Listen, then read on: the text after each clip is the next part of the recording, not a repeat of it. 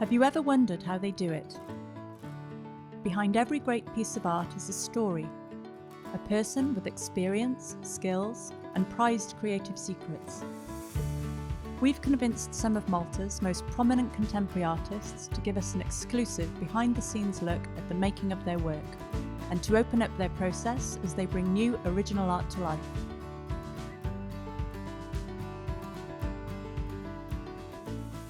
The Open Art Studio series offers a rare glimpse into how art is made, and is dedicated to art lovers, artists, and aspiring artists alike.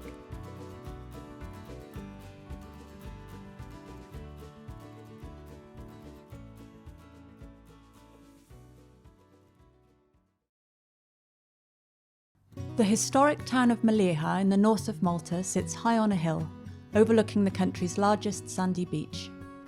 I'm Laura Swale, and I've come to Mellieha Bay to meet with a local painter who grew up here. Maltese artist Debbie Bonello is best known for her plein-air landscapes and seascapes in oils, inspired in no small part by the scenic coastline of her hometown. An art tutor by profession, when her two sons grew up, Debbie returned to painting full-time and has been a prolific painter ever since, exhibiting widely and quickly making a name for herself. As a plein-air artist, Debbie typically works outdoors, and she's here today to create her next work of art. She'll be talking us through her process as she paints Mellieha's most distinctive landmark, the parish church. Well, I think it started at a very young age. I always remember myself with a small sketchbook and drawing, many things. I'm not sure why I like painting landscapes, but they're like our background, where we live. So I find them very interesting in general to paint and try to capture not only the beauty, sometimes the ugly too. I mean, this is not how I remember Mellieha when I was younger. It all of a sudden got built up.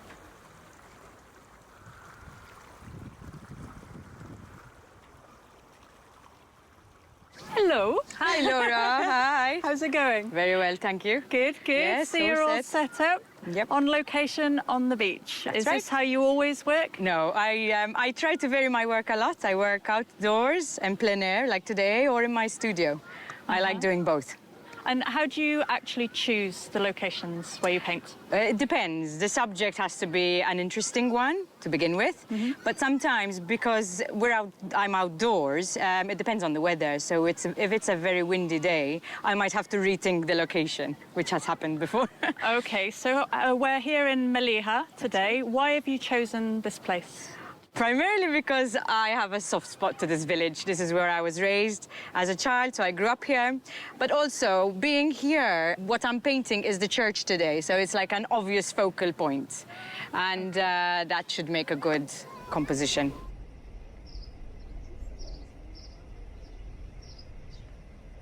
And so, how do you start? What are you going to do first? Well, normally I do some sketches in pencil, just quick ones, and then decide on the composition and then move on with the paints. So I'll go get my sketchbook. I'll let you get on with it.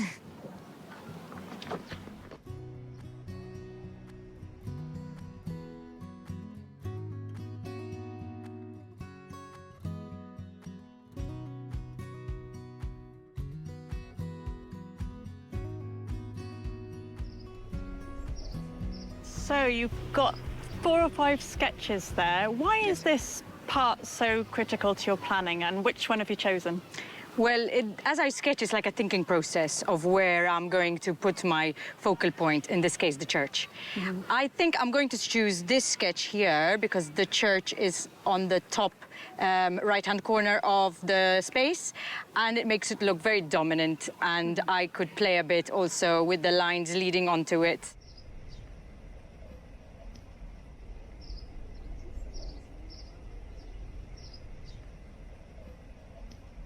A lot of artists work according to different rules, rule of thirds. You've mentioned focal point, we've got foreground, background. Are those things that are important when you're planning? Yes, very. Yeah? It's good to know, what makes an effective painting. It started to come a bit more intuitively as the more you paint, it comes almost naturally. But yes, those are things that one should consider, I think, before planning any sort of work.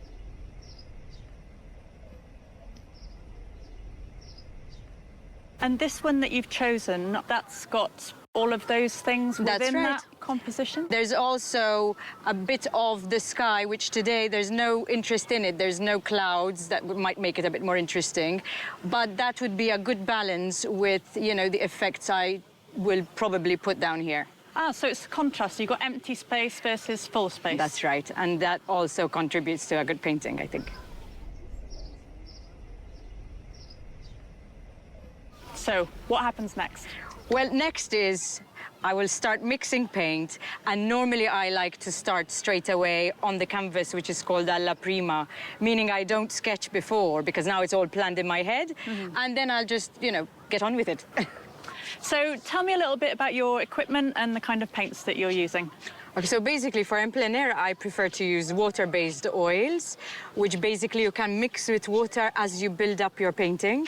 And I find that's great for this sort of painting outdoors because they don't dry so quickly, like acrylics would, for example, although some people might prefer to use acrylics. But for me, it's a great medium that now I'm very confident and comfortable with because I use them on a daily basis. So they take long enough to dry that you have time to still work with them? Yes, that's right. You can, you know, remove some paint if there's, if need be, or add more. So very versatile, I think. Yeah. And you can use water instead of solvents. That's right. So you avoid the smells, which tend to give me a headache anyway. So yeah. Yeah. Yeah. Okay, so you've had to move your canvas a little bit because the shadows are changing and our shade is this tree above us and the sun's climbing high. So you're about to transfer your drawing to the canvas. How do you do that? I don't sketch again because it's been sketched here and I know in my head what I'm going to be doing. So, so that's how I begin normally a painting. So alla prima means starting with paint and not pencil? Yes, directly on the canvas. Let's begin.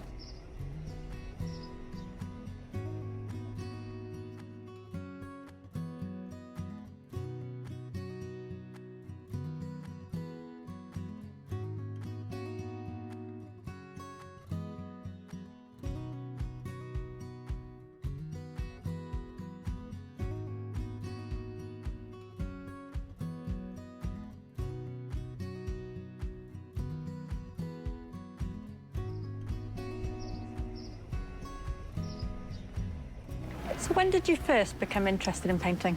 So it started a long time ago, I would say. And then eventually I've been painting steadily for the past 5 years.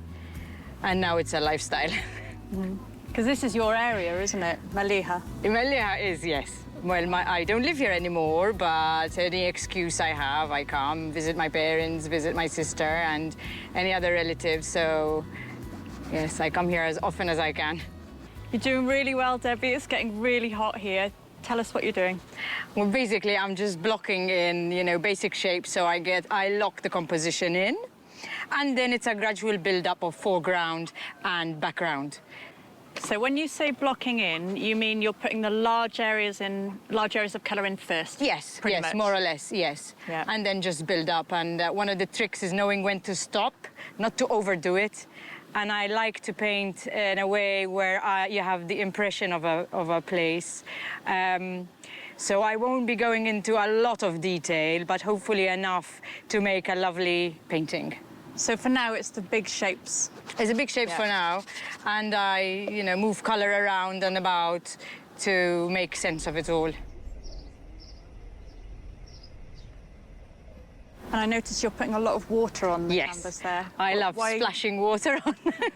And what does that do? Is that to create drips? It creates an interesting texture sometimes. It also blends color nicely together. So it's a bit of both, yeah. And obviously certain key elements have to be there. Like in this case, the church of Mellieha is there, so it has to look like the church of Mellieha, not like the Mosta church, for example. But, you know, I build it slowly and trying to keep in mind how I normally paint. And that happens, I think, with a lot of practice, and you develop certain brushwork and certain looseness, and that will become almost like your visual language. Your handwriting. Almost like my handwriting, but my paint writing, is that a word? So your brushwork is very loose, it's very painterly, but I can see now that you're actually working with a palette knife. That's right. I wasn't expecting that. I like it. I like using the palette knife quite often. It helps giving certain edges, certain sharpness that a brush might not offer at times. So yes, I use working both. I use brushes, various different sizes of brushes, and also a palette. And it does create a lot of texture, so probably I'll be using it a bit more in the foreground, because over here, if I do, it will create that illusion of depth. So texture for depth in the foreground, but not the background. Yes, because otherwise your painting will end up looking very flat.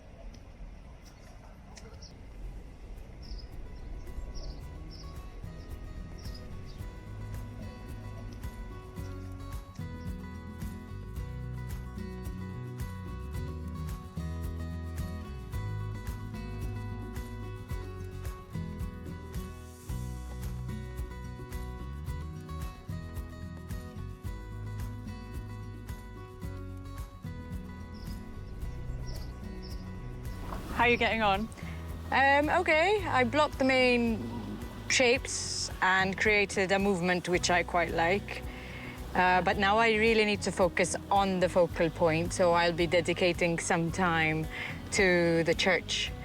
I'll be working on that for a bit and then decide what to do, because that will change the whole dynamics of the painting.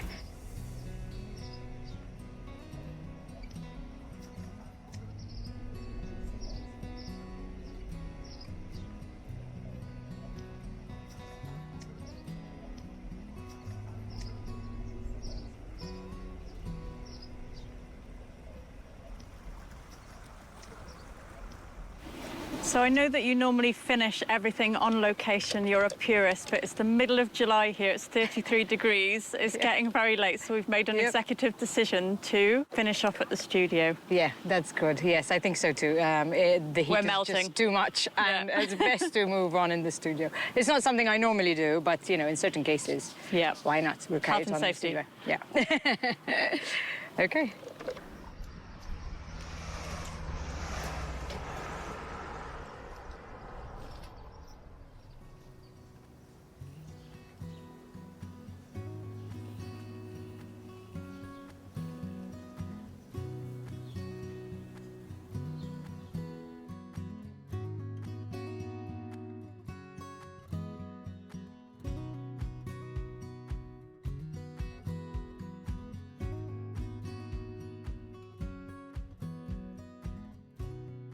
So we survived the midday sun and we're back at your studio. So how do you draw attention to your focal point? What are your tricks and tips? Okay, well, in this case, what I did is all these lines help create a certain movement, which when you look at it as a whole, automatically your eye is drawn onto, this section here. This bit of color as well helps. There's a shade of blue here that's a bit darker, so that helps as well with the whole thing. There's also, if you notice, some, the lines getting a bit from like, a bigger space here, getting smaller, smaller, smaller, and smaller, and that also helps in drawing your eye onto the church.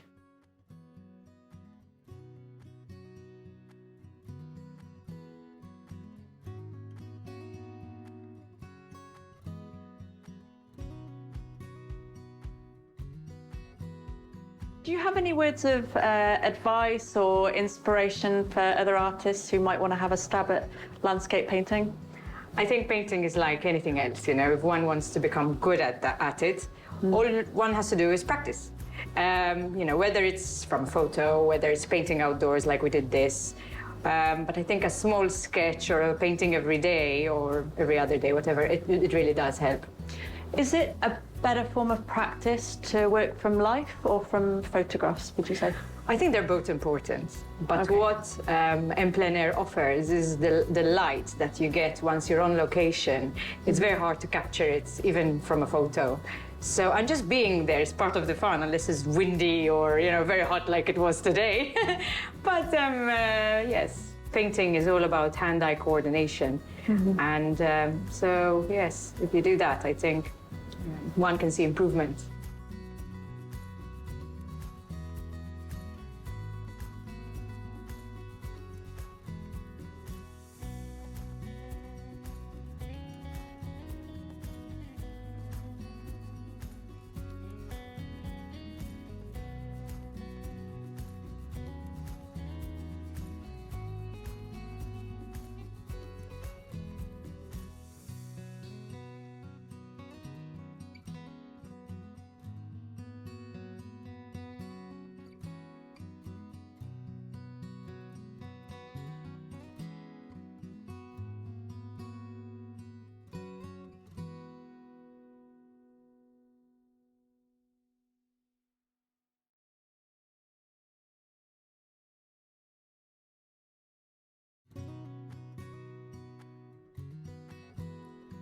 The series is brought to you by Allura.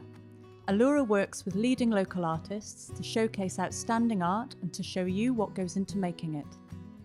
For original paintings by some of Malta's most sought-after artists, visit the Allura Art collection at www.alluraart.com.